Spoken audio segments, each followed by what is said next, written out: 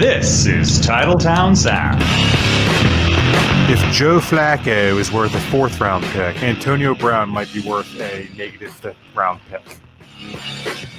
Again, I'm just a fat dude sitting on the couch, but I watch a lot of football. I'm here to kick ass and make steaks, and I'm all out of steaks. Year one, he was like, all right, guys, I don't know what Dom taught you, but you need to have 11 guys on the field. A trained orangutan could have done a better job than Ron Zerks. And he's not even well-trained. Welcome, Packers fans, to episode, what I believe is 209 of the Titletown Sound podcast. Podcast for Packers fans of getting things ready just in time, seconds before the show is set to air. And now a man who's been prepared his whole life. My co-host, James Corsmo. James, how you doing? I'm okay, guys. How are you? Good. And now a gentleman who literally hopped online 11 seconds before the broadcast started, Kevin Christofko. Kevin, how you doing this beautiful episode 209? I'm got to be honest, I'm a little disappointed I didn't use my time more effectively before the show. 11 seconds, that's a little bit too much leeway. You have a lot of time left to play with. You could, I don't know, not sure what you could have done in 11 seconds. All right, gentlemen, well, we have a lot to talk about because the season has started. The Packers get a W. But before we talk about anything game-related, it's time for the sound off. It's time to sound off. The NFL season has started, and I know we're all pretty excited to see what the season has to offer. But one thing was a little discouraging. Watching the New England Patriots play this weekend and realizing that I'm just kidding. I'm not going to do a sound off bit about the Patriots. There's something much more important, much more pressing this year for Packers football. As the first home game approaches, something all of you should check out at the stadium. Behind section 138, there's a new food item. Short rib poutine. Now, if you're not familiar with what poutine is, I wonder how you found this show. But poutine is delicious. It's French fries covered in cheese curds. Now you're saying to yourself, fries with cheese curds, that's enough for me. No. Nay, 'tis not enough. Because now you have gravy. Now you have fries, you have cheese curds, you have gravy, and you think to yourself, my God, I found the perfect food. Well, at Lambeau Field this year, for a mere $7.50, $7.50, you can get short rib on your poutine. So now, just to recap, we've got French fries, cheese curds, gravy, and short ribs. I mean, if you were guessing the price, you'd probably put it somewhere around $85, $90, but no, just $7.50. I dare you not to order it at Lambeau Field. And if that doesn't give us a home field advantage, I don't know what will. Go, Pack, go. It's seriously the most exciting thing that I've read about the Packers in. I have a serious question for you about this. Sure. Do you know off the top of your head where 138 is, the section that they're selling it? I do not. Okay, because I'm hoping that it's in an end zone so that maybe some farts can form a nice distracting field so that the defense can get some help from the fans. So what I'm saying is order poutine and then fart when the opposing team is in offense near you, and hopefully that'll help. You think the average Packer fan is affected gastrointestinally that much by just a little poutine? Well, short ribs, poutine, maybe. I don't know. I mean, poutine. Listen, just because you eat it doesn't mean you don't fart from it, I fart from a lot of things I shouldn't be eating, but I still eat them. All right. So we mentioned farts before we mentioned the Bears. I don't know if that's appropriate or not, but gentlemen, we had a football game this week. And that football game had a positive outcome. It's nice to see the Packers get off to a fast start. The Packers beat the Bears in a barn burner, 10-3. It was a pitcher's duel. But I think for the first time in a long time, Packers fans can confidently say that the highlight of the game, that the most important part of the Packers' performance was the defense. Now, James, let's talk about that defense before we talk about the offense. Which side or which portion of the defense were you more impressed with? The front seven or the defensive backs? Because you got a lot to pick from there. Shoot, I was. It's a hard question, and I'm the one that came up with it. The front seven were just bad men all night long. Zadarius Smith and Preston Smith, holy mackerel, man. Just amazing. The whole game, just creating pressure. They made Trubisky's life hell for 60 straight minutes. It was great. Yeah. Then you had Kenny Clark stuff in the run. It was fantastic. I as good as the defensive backs were, and they were good. And Adrian Amos and Darnell Savage, that has potential to be like Legion of Boom Part, Midwest poutine. They are that good. Like it was, but I have to give the edge to the front seven because without the front seven creating all that pressure, I don't think that Amos and Savage would have had that many opportunities. And I think something that you make a good point. It was pressure. It wasn't just sacks. It wasn't just it was quarterback pressures. And I read a statistic about how many times Trubisky was pressured, and it was, unfortunately, I didn't write it down. It was a lot, needless to say. The Packers got to the quarterback and disrupted his plays, not just sacked him, but disrupted his plays often. Kevin, do you agree? Would you put the performance in the front seven above the defensive back? I would, but here's one caveat.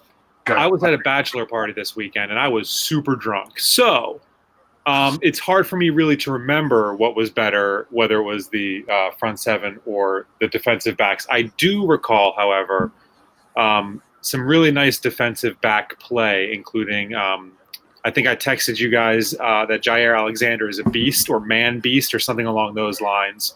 Right. Which he is. Right. I mean, I wasn't wrong. No, you were incredibly right. And then obviously the interception later in the end zone. So I'm going to say it was. I mean, they gave up 3 points. So I'm gonna put it a team effort. I'm gonna say if the defensive line gets an A, then the defensive backs get a B++++, which is actually a thing. I've gotten several of them. 5 sacks for the Packers, plus all that pressure. Mitchell Trubisky looked like he was who we thought he was. The man can't throw to his left. He is an average at best quarterback. James, the Bears traded up for this man. They did. Patrick Mahomes was still on the board. He was. They traded up one spot to get to this guy. The Bears, so here's what they did. And again, I don't like to dwell on this stuff necessarily, but it's just so unfathomably stupid that it has to be remembered. What Ryan Pace did. He traded up. He traded like 4 draft picks, like 2, like a number 1, a number like just a whole bunch of draft picks, so he could move up one spot to take Mitch Trubisky instead of Patrick Mahomes, and who's the other guy? I forget. There's 2 quarterbacks, but Mahomes is the big one. And he didn't need to because he traded with the 49ers, who were not going to take Mitch Trubisky. If they were going to take Trubisky, they wouldn't have traded. Right. I mean, or maybe they would have traded, taken the second round where he belonged. It's just unbelievable. Now, I don't like to bag on Trubisky that much because that means that we I do too, but at the same time, it's like, well, then what do we do? We beat a crappy quarterback, But I don't care. I don't know. It's just the fact that Patrick Mahomes is in the world that can play that position, and we still beat him. True, but it's like you look at Mahomes out there throwing for 400 yards a game, just making plays all over the field, and then Trubisky, who looks like he should be slinging hash in a truck stop. At this rate, he'll be lucky to throw for 400 yards this season. Kevin, your head is giant on screen right now.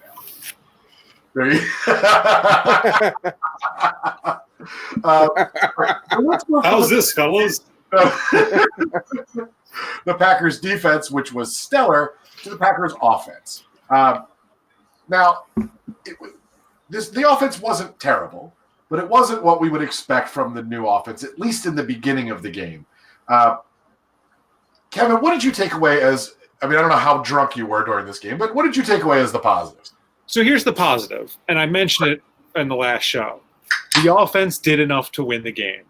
Okay. That's the positive, right? And really, what that really means is that the defense kicked ass.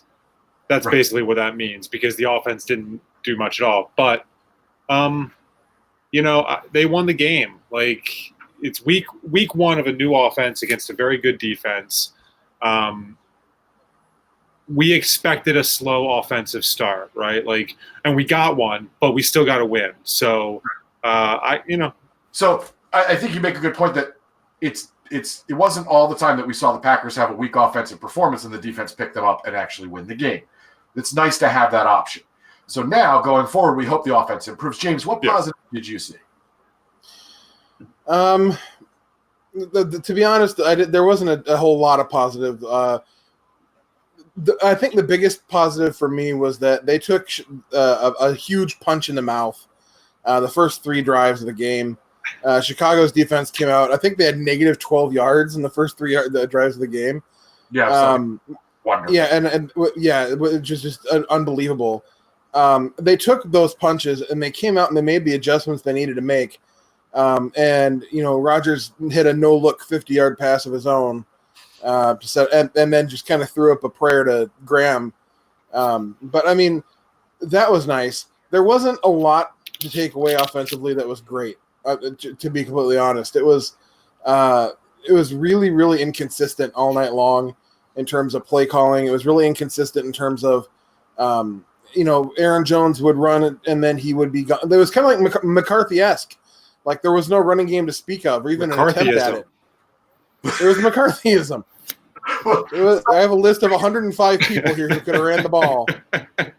You hinted at one of my negatives, and that was the running game, right? The Packers couldn't get anything done on the ground. If we look at the stats that night, I believe Aaron Jones averaged about 3 yards per carry. And for him, that's absurd. So, yeah, he had... He only carried the ball like 6 times, though. Like, no. He had 13 carries for 39 yards. But it's more absurd. How many yards did the Packers have as a team? Rushing? Yeah. 47. Yeah, I knew that because that's one of my true-false questions. How many did the Bears have? I'll have to check. The Bears had 46. Yeah, they did just enough to win the game. I'm right. They got 1 more yard. So what you're telling me is LaFleur's game plan is it's one-upsmanship. He wants to just gain 1 more yard. So if you rush for 210, I'm going to rush for 211. Exactly. But if you rush for 46, I'm going to rush for 47. Exactly. And anything else is a failure. So I saw a lot of criticism of Aaron Jones. Like I saw people say, "Oh, Jones, he just doesn't have it." Blah blah blah. Guys, look at the rest of the statistics. Right? Jamal Williams got 5 carries. Kevin. Or James, actually, do you want to guess how many yards he averaged per carry? Like 1.8. 1.2. That would have been infinitely better than his 0.0. Wait. 5 rushes for 0 yards. That seems bad.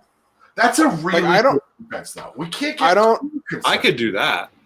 Yeah, like I don't. I haven't played football in a long time, and I don't number very well, but I feel like that's not great. Let me correct. I could do that on a quarterback sneak. Is that fair? Yeah, that is fair. So the whole running game was shut down. And we know LaFleur wants to run. He can't be happy with that. But you're playing one of the best defenses in the game. You can't say that's acceptable, even against one of the best defenses in the game. But that concerns me a little bit. Is this offensive line going to block well enough for the run? I don't know. What any other negatives that you saw that are worth kind of calling out, James? Can I go on a little bit of a tangent? Absolutely. Okay. I got all the time in the world. Only if I can put on these sunglasses. Yeah, absolutely. I thought you were going to say sun chips, and I was like, absolutely, they're delicious. Harvest cheddar, baby. Garden salsa. Sun chips, if you want to sponsor us, hit me up. So after the game, I tweeted something along the lines of, I am really, really happy, you guys. And I got a lot of interaction on that. And then in the last 5 days since the game happened, Yeah. it's like the entire Packers Twitter universe has conspired to just make me feel like absolute garbage about us winning a football game. And here's the thing, and I don't let it get to me because it is what it is. But like, it went from, oh my God, we have a defense now. We're we beat a division rival. Probably the people are picking them to go to the Super Bowl, and we beat them. Blah blah blah. To, well, Aaron Rodgers sucked and he's awful and he should have retired 5 years ago. And I want to talk about blah, blah, blah. because we got a lot to talk about. But keep going. Right, but it's just like, why can't we just enjoy things? Because it's Twitter, James. Well, I get that, but like, why be a fan of something if your only purpose in life is to just try to destroy it from within? I hate it. Can I say something? Honestly, I'm not getting those same vibes because I'm not on Twitter anymore. So, maybe if you're not on Twitter, you won't get those vibes is all. By the way, we're getting a lot of messages in the chat. Don, I see you there, mentioning Antonio Brown and a lawsuit that he's facing for sexual assault allegations. We're aware of it. We're not going to spend a whole lot of time talking about another team, let alone this guy that we've spent way too much airtime on already. But yeah, it doesn't matter. The Patriots are still a juggernaut. But back to what you were saying, James. I think for some people, they're not happy unless they're criticizing or unless they're creating negativity. And to some extent, I get that. But that was a fun game. Well, it was a fun game if you're a Packers fan. Oh, that's watching from the outside is probably deadly boring. But I don't care. I'm not a non-Packers fan. Chris, there's 10 guys. There's 12 guys at the bachelor party. I'm the only Packers fan. I'm watching the game. Everybody's sitting there like, like, oh my God. I'm standing there like, you're on the edge of your seat. Yeah, exactly. Like they were like, oh, this is such a bad game. I was like, I could totally see on the outside that you were a bad game, but that you thought it was a bad game. But as a Packer fan who's not used to seeing a defense put up 3 points and an offense win with 10, that was a good game. Yeah, and I loved that game. Like, I really, really did. And it was like, I felt like somebody who'd been walking through the desert with no water for 10 years, and then I showed up at a Dasani factory. It was like, and Dasani and Coke, if you want to sponsor us. No, it was fun because I don't know about you guys. I never felt like the Bears had any shot at all. Even when they were driving. I agree. So let's recap. For those who are getting a negative feel about this game, if you're getting a negative feel about it, think about the phases of the game, right? So let's put the offense to the side for a second. The defense performed as well as you could have possibly asked, right? The defense could not have been better. The special teams, and we're going to talk about the gorgeous stork in a minute, special teams could not have performed much better, right? So the offense, admittedly a huge part. Like they always say, like, oh, it's a third of the game, offense, defense, special teams. Bull ass. Special teams like an eighth of the game. But the offense you expect to perform better, but I saw glimpses of what they can do, and I saw progression as the game went on. And that's what I'm looking for in an opening game that's a Thursday night that is on the road against a division rival who's got a great defense, might be one of the better teams, or if not the best team in the division. That's what you're dealing with. So if you're going to be negative about it, I don't care. If they would have won that game 2-0, I would have been thrilled. Because to get a W is so strategically important. It's such a huge edge for the Packers that if you're getting negative about it now, what are you going to say after they beat the Vikings? Right. And I didn't mean to take a turn to negative city there, but like, not at all. It's just something that I've noticed over the last few days, especially. Like, dude, like, when did we stop celebrating the fact that we beat a division opponent and turn that into let's eat ourselves from within? And now I hate it. Like, it's so stupid. I get it. Yeah, I'm with you on that. So let's see. We got to talk about special teams because the gorgeous stork, J.K. Scott, had a punting performance for the ages. To say that this man had a great game would be one of the greatest undersells in history. James, he was a weapon in this game. He was the Packers MVP.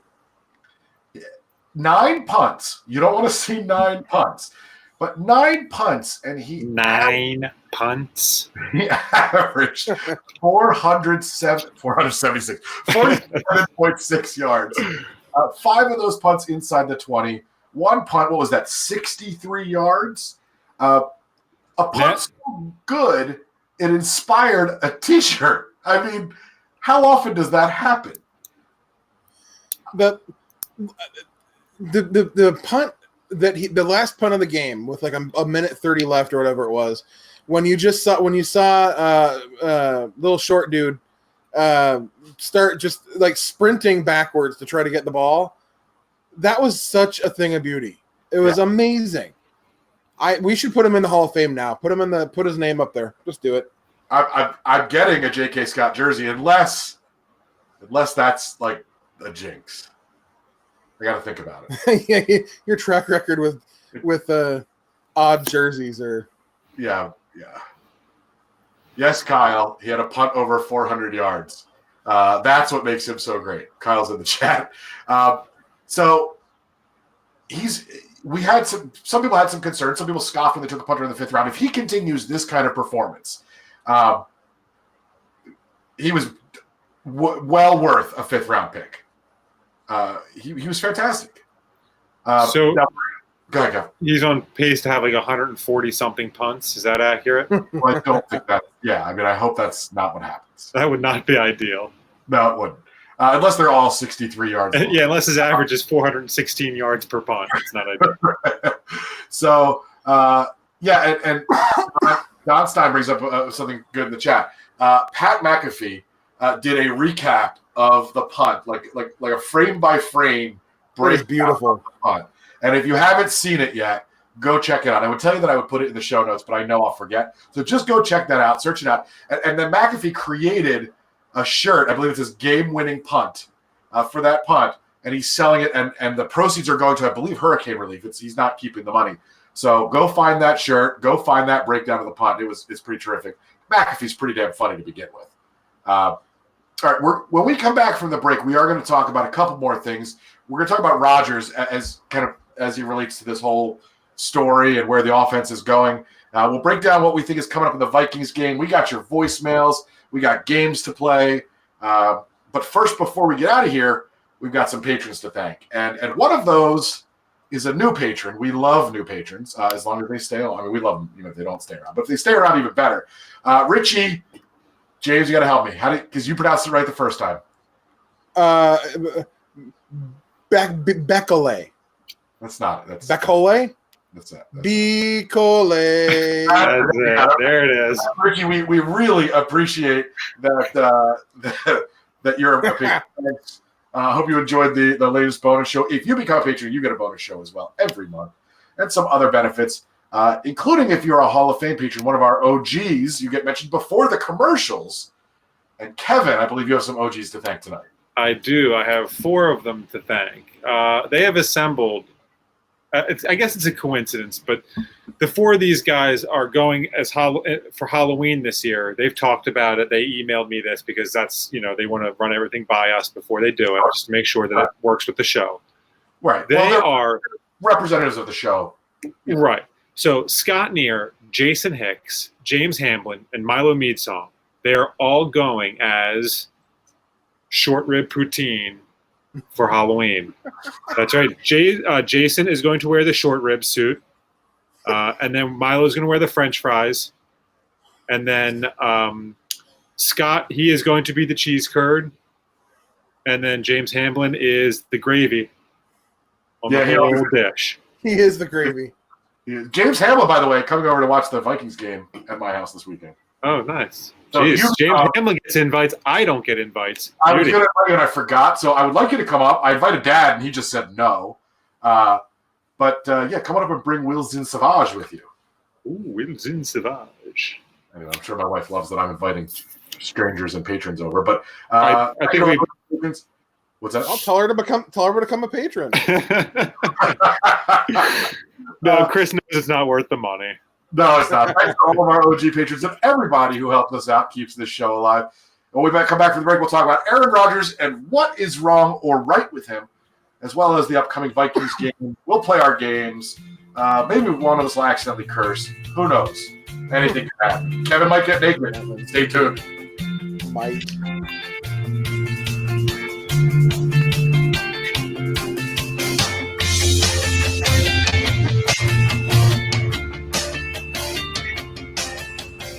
This is Leroy Butler, and you're listening to Titletown Sound.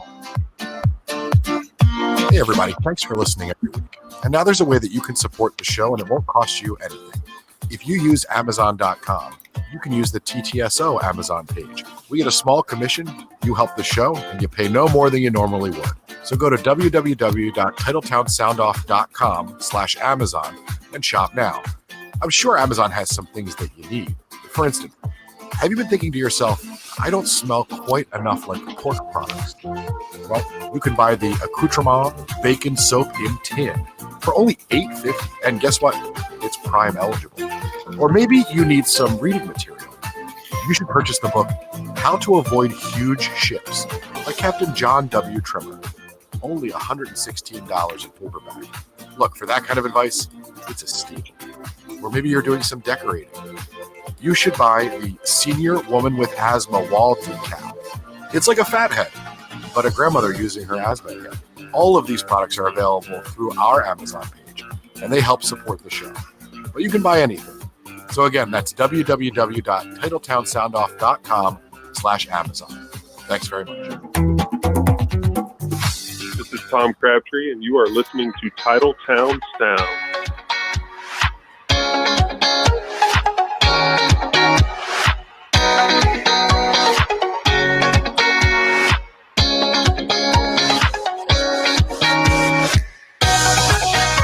Welcome back, episode 209. Sorry I had to sit through the old commercial. I loaded the wrong one to the soundboard. But, oh well, what are you going to do? It all still applies. That's what you get. Yeah, it does. That's what happens when you finish your prep 13 seconds before the show starts. All right, gentlemen, we have some other patrons that we want to thank today. And those are our other OG patrons. And I believe, James, you have that list. I do have that list. So I have Jason Hicks. No, just kidding. I have Jeff Augustine. I have Paul Goldsack. I have Kyle Turpening. Nick, who is still not John Glenn, although I hear he's working on it. I have DJ Lightfoot, who still is not a DJ, and his feet weigh normal weight, so I don't think that applies. And then Will Zine Savage. Now, what you might not know, right? What you might not know about these guys is that the autumn solstice is coming up soon. I think it's in like autumnal equinox. Yeah, got it. Equinox, solstice. It's the same. Whatever. They're both models of Chevy. It doesn't matter.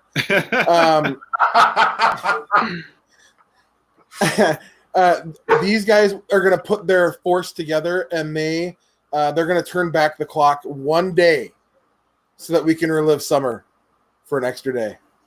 Are they going to do the Superman thing where they fly the opposite direction around the Earth? Yep. The Earth is going to rotate like just a little bit slower that day. And we get one more day of summer. Thanks, guys. And next, hopefully they can work on global warming next. They call that a creep year. A what? I like that. A creep year? Yeah, because it goes slower. It creeps. That's creepier sounds like, well, someone's sounds like a sleepover at Michael Jackson's. Oh, boy. Literally. All right. So let's move on. Oh, nuts. Oh, sorry. All right, let's talk about Aaron Rodgers and his performance and disappointing performance. And he's had quite a few of them in the last couple of years. Now, at the beginning of the game, I said he looked old. I'm going to get to that in a few minutes. But, James, I think you had something you wanted to talk about that happened this week, or you heard about this week? With Wildy? Yeah.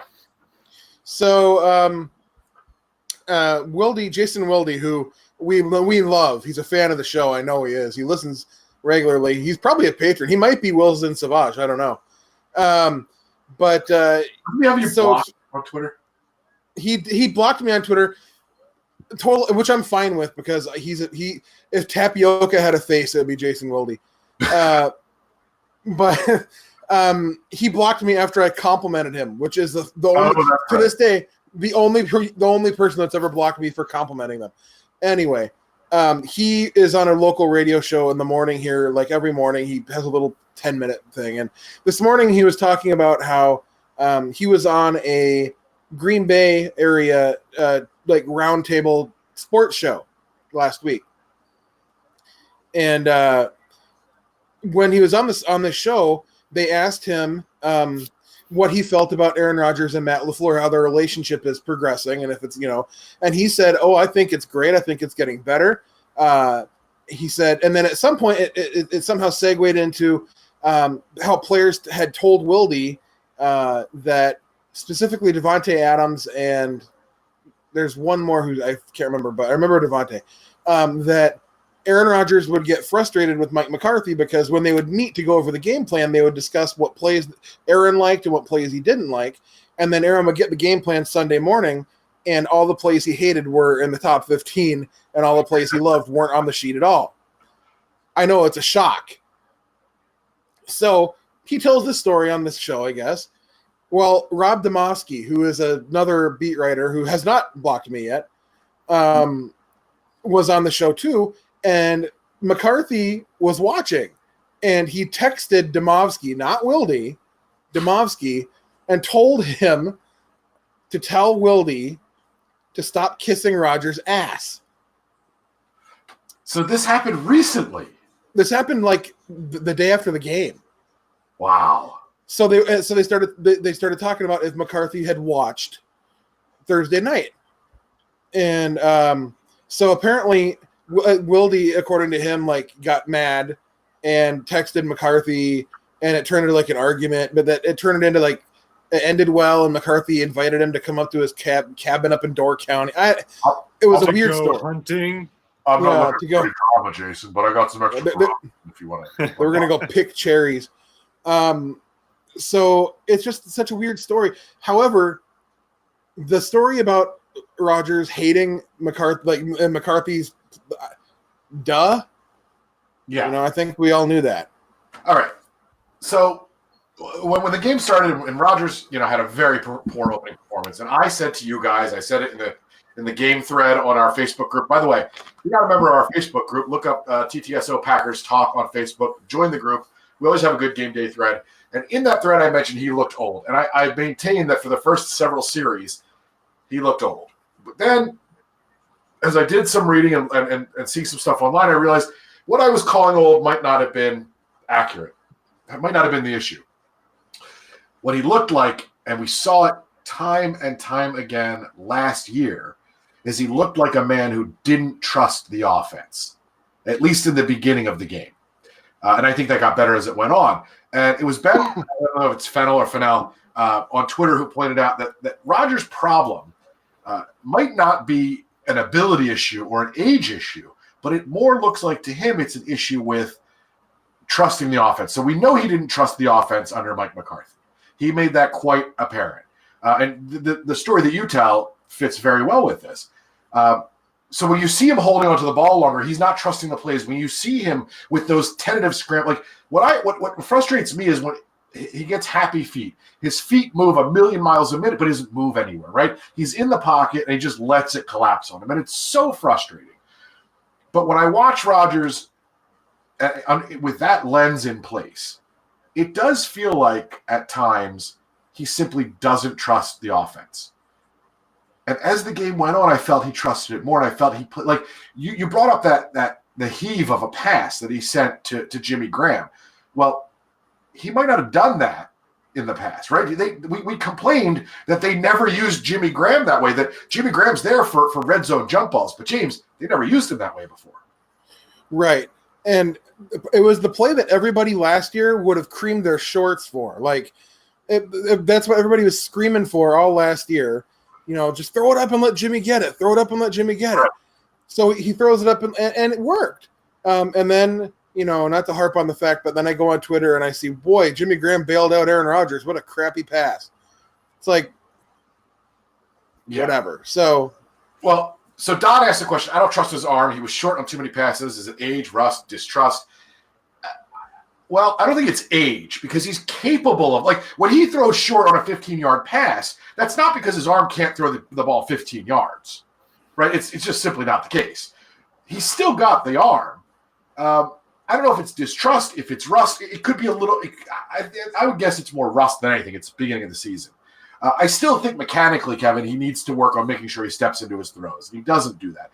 And I think once he feels more comfortable, and I believe he will, that'll follow. What do you think about that?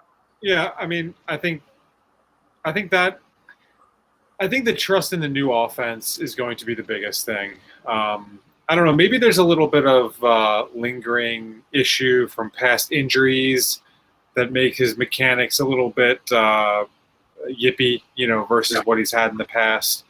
And so maybe that'll take some time. I don't know. I hope that it's just a matter of a new offense being a little bit rusty, and that in a couple of weeks, we don't see that type of start. Now, not to be the bearer of bad news, but it's kind of reminiscent of how, the first game from last year, if I recall, was kind of a low-scoring offensive,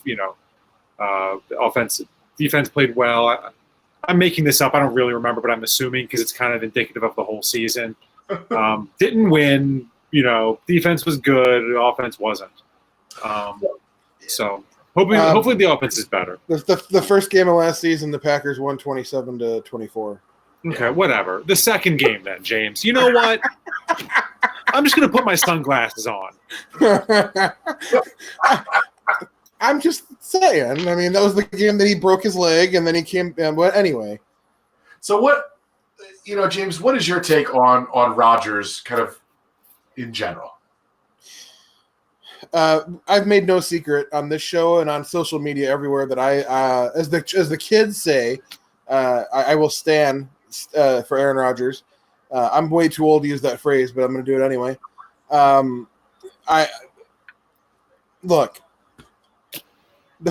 can't defend the first 2 drives of that series or 3 drives. Like, it was ugly. Yes, he was running for his life because Lane Taylor is like he's Don Barclay with more meat. And Billy Turner was a revolving door half the game. But that being said, I think there's a couple issues. A lot of these patterns, a lot of these things, this offense is based on timing. Yeah. They're timing patterns. If the timing isn't right, the pass isn't right. And if Rodgers is trying not to get killed. Or if he doesn't trust the timing. That's another issue. Or if he doesn't trust the timing. That's number one. Number two, not enough play action. Aaron Rodgers, historically, over his career, has murdered teams on play action. And I don't care if you run the ball 1 time or 100 times, play action is play action, and it works. It's statistics to back that up. Number 3, I think you're right a little bit. I think that there were some things going on in that offense that he didn't necessarily think would work. I don't think he trusts. He's right here. Right. So that being said, I have a metric poop ton of hope which is more than an imperial poop ton. Okay. Because he seems to genuinely like LaFleur, and they seem to genuinely get along. And I really do think they're going to hammer out whatever issues they have. Now, that being said, and we're going to get to Minnesota in a second, more in depth. Yeah. Don't expect him to come out and throw for 480 yards and 7 touchdowns this week. Right. Minnesota's defense is not that much worse than Chicago's. They're pretty on par. So, all right. So let's make that transition. Let's talk about the Vikings game upcoming this week. And James, you mentioned this is a very good defense we're facing, but there are some differences, right? Number one, and you cannot discount this in the NFL. This is a home game, and that's going to make a big difference for this offense. The what game? No, it's a home game. Oh yeah, the home game. Look, if this game was, it's a home game. It's a Alan Moran and dance to the left and take your partner. I don't know. Anyway, we all did that in middle school, right? I'm not the only one. I did not have to do that. Oh, I played floor hockey for like 4 months, and then that was it. If listen, any listener out there, you guys did square dancing in middle school. You know you did. We did. So Private middle school. Kevin and I went to Catholic school where they like curriculum. They were like, whatever, we're going to teach you that dinosaurs didn't exist and don't have to 40. So I don't, we're not going to have a little square dance going on. I beat that second one by like 4 years. Yeah. Kyle Turpinning tells us in the chat that he learned how to square dance, and from what I understand, it ignited a lifelong love of square dancing. See, James Hamlin too. Also did square dancing in middle school. He's in the chat, and so here's what it tells you. And this is just a little scientific study. You can check my math on this, Mr. Hamlin. If you did square dancing in middle school, you are much more likely to become a host or patron of the Titletown Sound podcast. Also, you're like twice as likely to be named James. What the hell are we talking about? The Viking. I think the Viking. Right. How did I get square dancing out of the Viking? The whole game. Anyway. The whole game. If this game was in the bird killing stapler, I would predict the Packers to lose by about 30. Especially after how good Minnesota looked this past weekend. But it's at home, and that's a huge advantage. And I'm gonna go square dance. I'll be right back. So, how to say that was a funny comment that James put up about no dancing in private schools, because I remember one of our dances that we had in middle school, and the DJ decided that "Lightning Crashes" by Live would be a good song to play at a school dance for like Catholics 6th graders. We Catholics love our placenta songs. Yes. Oh man. All right. So, what does the offense have to do differently, James, to win this game or to perform better in this game? Run the GD ball. Aaron Jones needs to get at a minimum 18 touches. Okay. And Jamal Williams needs to actually do anything. Apparently, he was not even a fact. He didn't even exist this past weekend. He's not running for negative yardage, so we can give him that. Wait, I'm going to say kudo. Is there such thing as a singular? Like you give kudo, but is there a singular kudo? That's my question. A kudo, a deer, a kudo, a female deer. No, lesser kudo. No, they need to run the ball. They need to establish a running game. They need to go play action more. They need to come out and not go negative 12 yards in their first 3 drives. And then the defense needs to just. The best part about that negative 12 yards on 3 drives is that the Bears were able to accomplish 3 times that on 1 drive. Oh, we didn't even mention 3rd and 40. First and 40. Right. But when we got to 3rd and 40, if Dom Capers had been around, I would have been nervous. That would have been his 6 guys on the field. He would have put 10 guys 50 yards off the line of scrimmage, and somehow they would have gained a first. By the way, if the Bears had picked up a first down on 3rd and 40, I was going to quit the podcast. Not even kidding. I would not quit. Yeah. Just, without even a warning. Just don't exist anymore. Yeah, because I'm not. We would have never come back from that. They convert 3rd and 40 and win the game. Oh my God.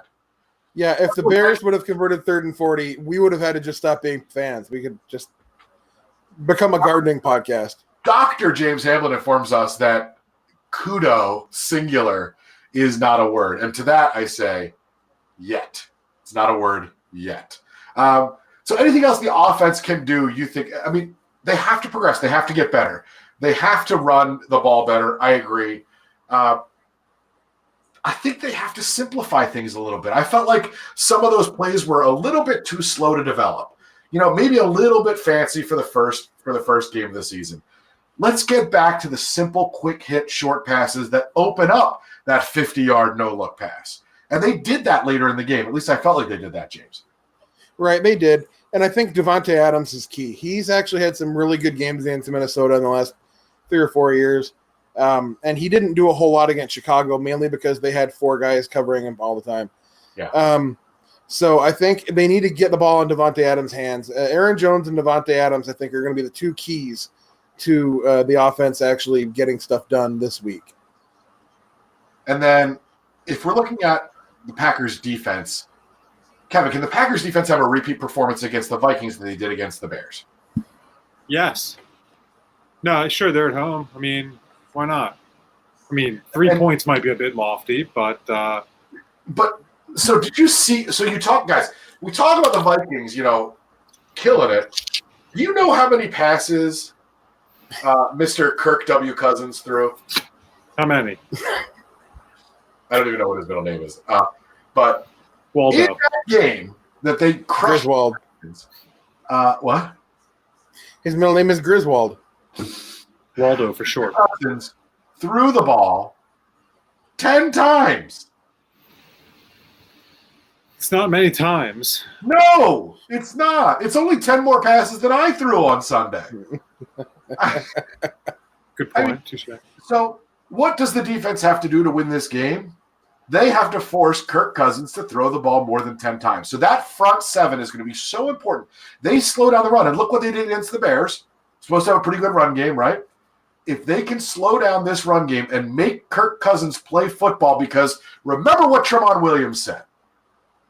We knew if we made Mitch Trubisky play quarterback, we had a chance to win that game. Well, guess what? This defense has to feel the same way this week. If they can make Kirk Cousins play quarterback, they can win this game. Ironically, the way to win this division is to make the teams throw the ball, because neither of them have competent quarterbacks. Right? Think about how odd that is. I like how you just completely omitted the Lions because they don't even exist.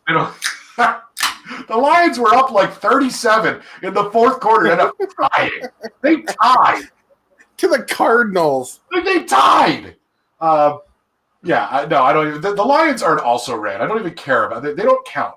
The other two division contenders, neither of them have a quarterback who you want the ball. If you're a fan of that team, you do not want the ball in their hands. Kevin, that is an indictment of those teams.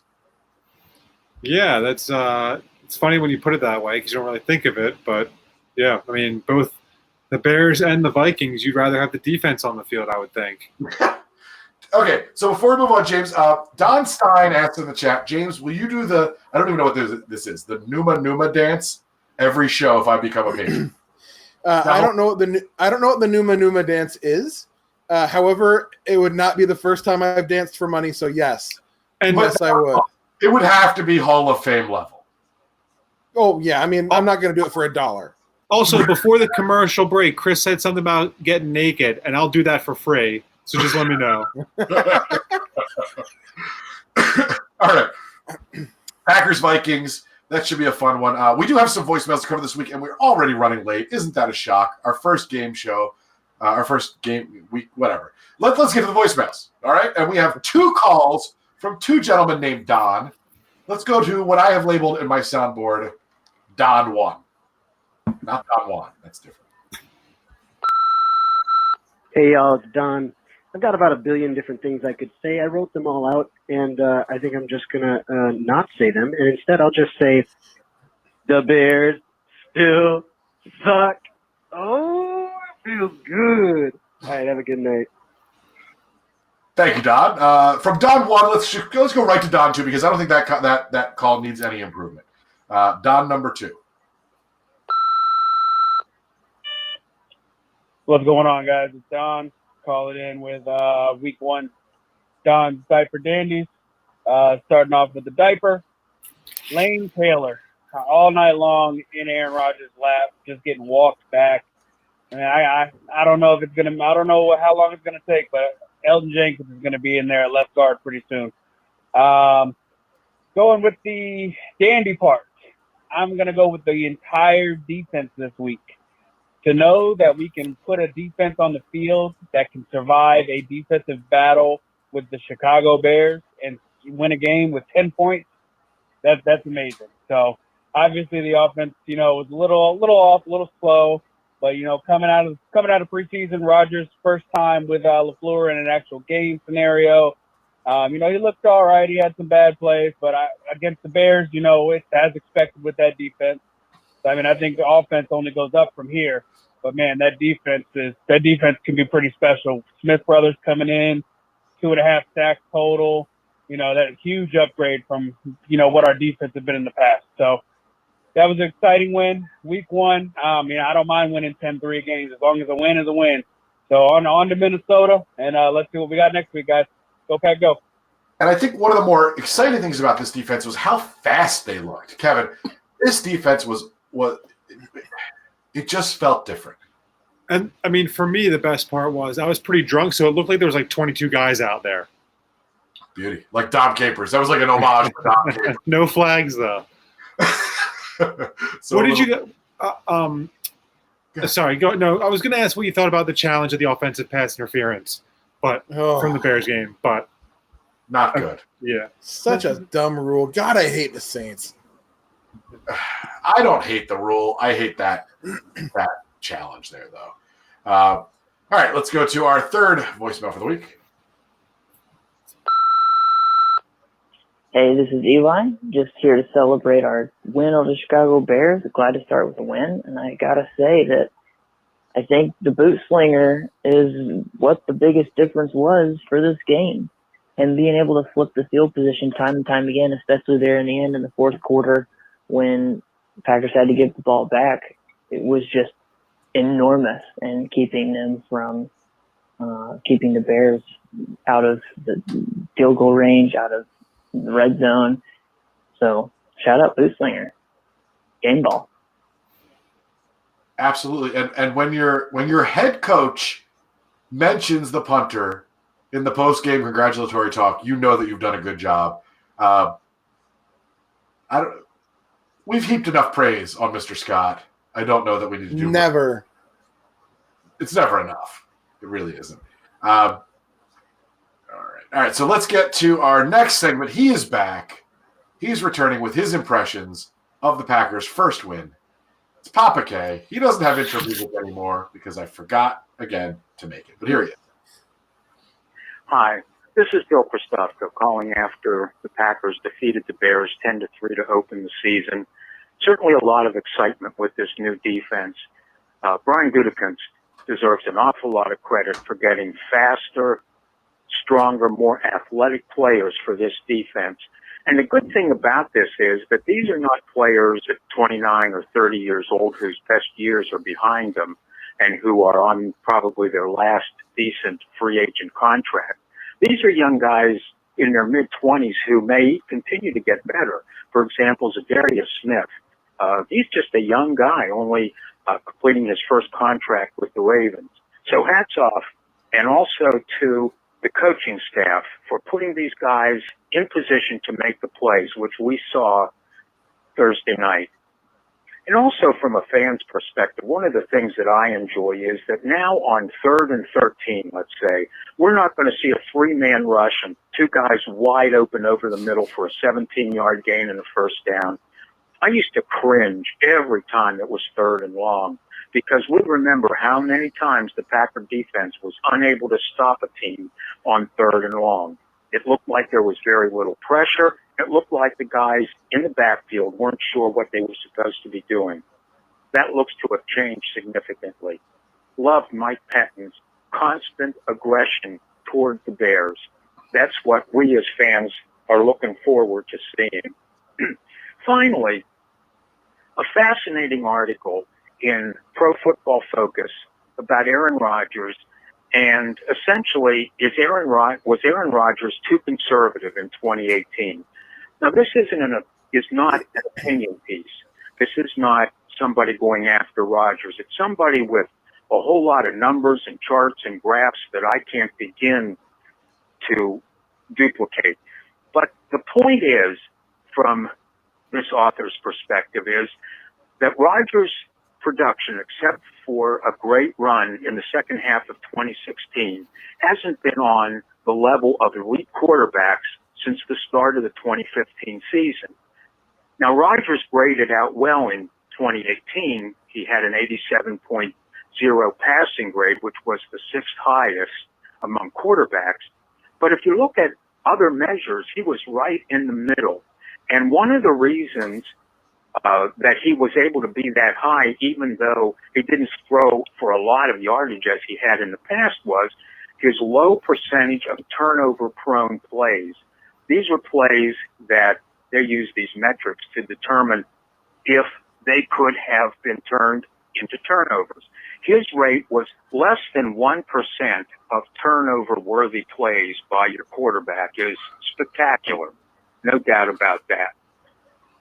But upon further looking at the numbers, these folks at Pro Football Focus point out, and we had seen and talked about how many throwaways Rodgers had last year, his reluctance to throw deep over the middle.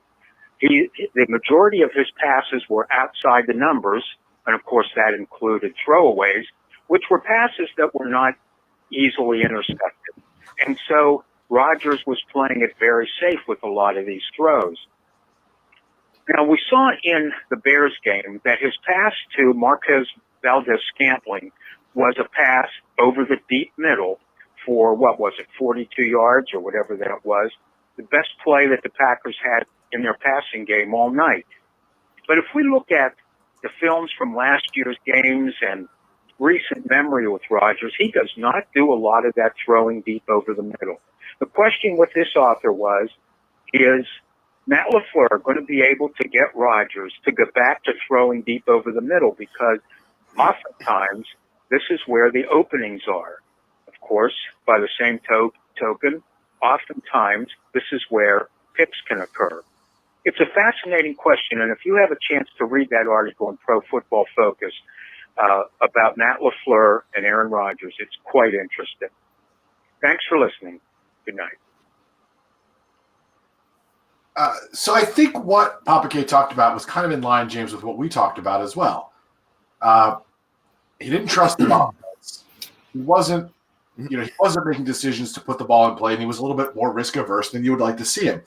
I think he can overcome that, but then again, I'm the eternal optimist with Rodgers. Well, yeah, I mean, as I've said, excuse me, I don't know, so many times that I will always be an optimist when it comes to him.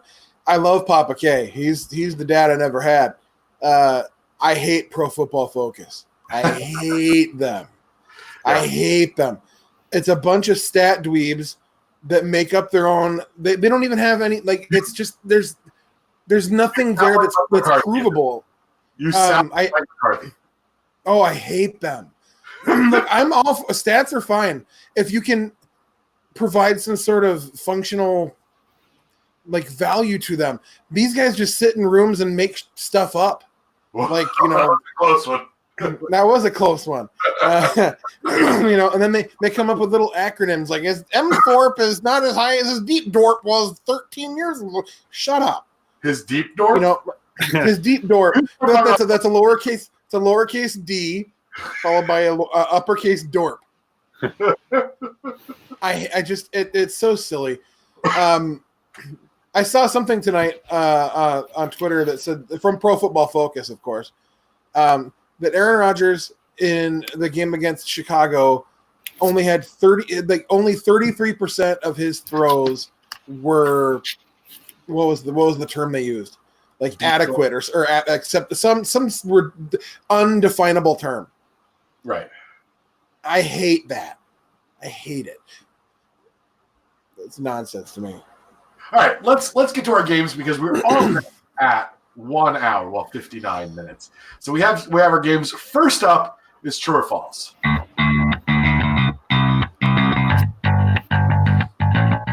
True or false, true or false, true or false, true or false. It's time to play true or false. All right, now what can you tell us about true or false from last week? Anything? Due to popular demand, we will forego last week's results. No, I just didn't have time to compile it because I got here 11 seconds before we started. So super update next week. Mm-hmm. It's going to be so amazing. You guys are going to be so power updated. rankings. Power rankings. Ooh, that's a good idea. All right, so we'll go for week 2 here. Patrons, you've received your email. Let me know if you didn't get it, and I'll send it to you before the try to send it to you before the kickoff. All right, number 1, Chris, we'll start with you.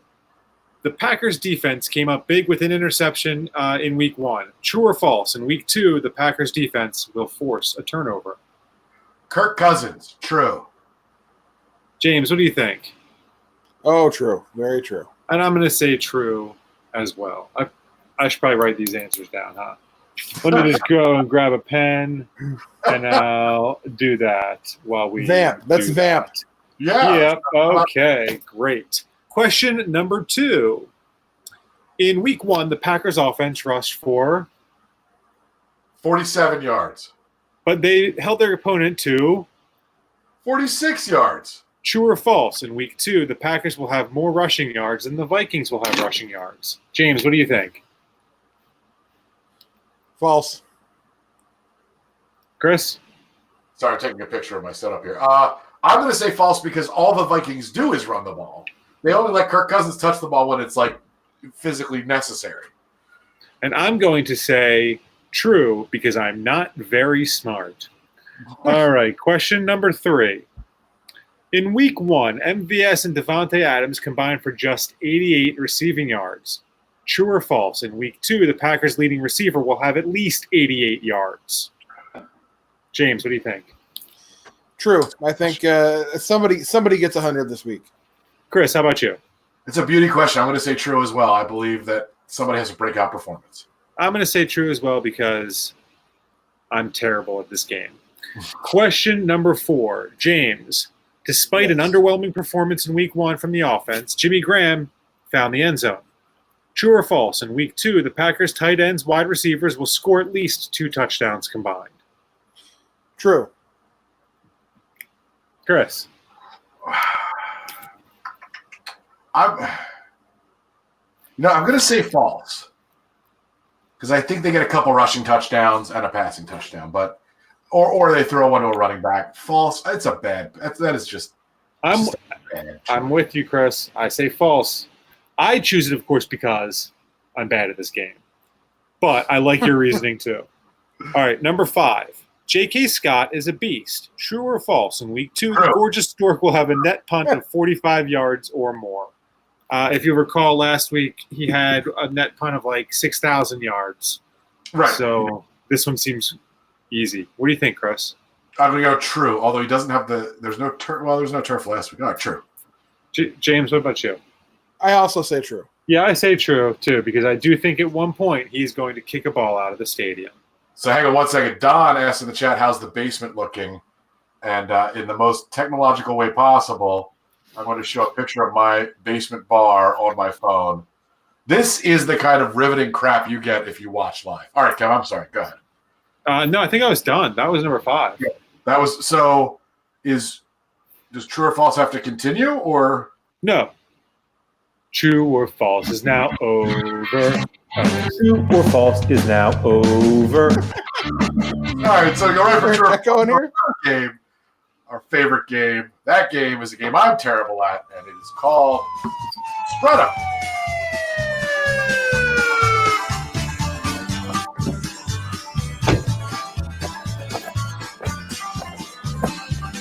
All right, hands on the hood and spread them. If you're not watching this live on Facebook, you're definitely missing out. Kevin, spread them. What's going on? That is a great question, Chris. Spread them. The Packers are favored by 3 points, I believe. Yeah, I'm a little surprised by that, but happy to see it. Yeah, I mean, I think that's fair after winning on the road. What do you think? What are you going to say? You want me to pick first? I don't want you to pick last. All right, so I am going to say, last week I picked against the Packers. That was a foolish decision. This week I am picking the Packers not only to cover, but to cover handily, gentlemen. I think this turns into a blowout.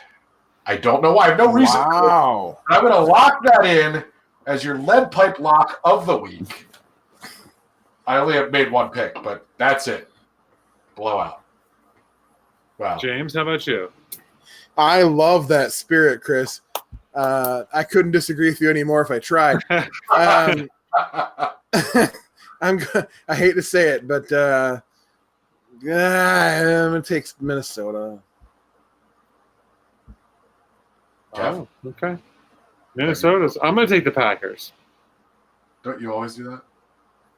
What, take the Packers? Yeah.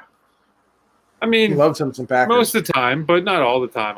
I mean, I'm no Scott Near, who, of course, I'm assuming he's going to take the I know Packers. you don't have to send him the spread 'em choice. Yeah, I just Don't have waste- Packers written down for 17 for Don't 16 waste weeks. the e-paper. All right, I think that wraps up the games. We will have, well, I mean, I'm going to promise this because I'm not the one who has to do the calculations. We will have a full recap of where our games stand next week on our regularly scheduled Tuesday show. Ladies and gentlemen, we're going to try to do this live every Tuesday night at about 10 o'clock Eastern, 9 o'clock Central. Feel free to join us on Facebook, and we'll try to get it up on YouTube after that. It usually takes about a day to get it up on YouTube. So watch it live or check out the video. Saw a doctor. Stop talking about how long it takes to get it up on anywhere. Awkward. Before we get out of here, Kevin, anything else you would like to add to our wonderful viewers and or listeners? No, I never have anything to add, so I'm not sure why this would be any different. James? James. Oh, nice. I like you just threw it right over. I like the segue. If you've made it 67 minutes into this podcast, tweet us the word in honor of the Vikings stadium that we're not playing at this week, swing line. Also in honor of, I don't know, somehow that's a J.K. Scott reference as well. But anyway. Ladies and gentlemen, thank you for listening. Thank you for viewing. Don't forget to check out our stuff. Twitter account, whatever. Our stuff. Come to the Packers-Panthers game and tailgate with us because we plan on getting S-faced. You can see how often I have to use a restroom during a football game, which is often. Quite a number. Spoiler alert. All right, folks, thanks a lot for joining us. We will see you next week when we're talking about our 2-0 Packers, fresh off a rout of the Vikings, or not. I mean, we'll see. You know, it's going to go either way. All right, thanks for listening. Episode 209 is in the books. Go, Pack, go.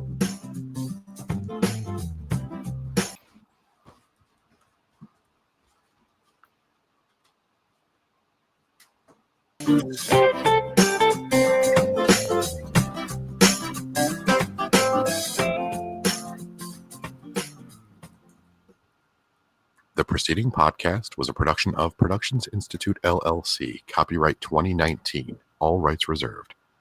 Don't steal our crap.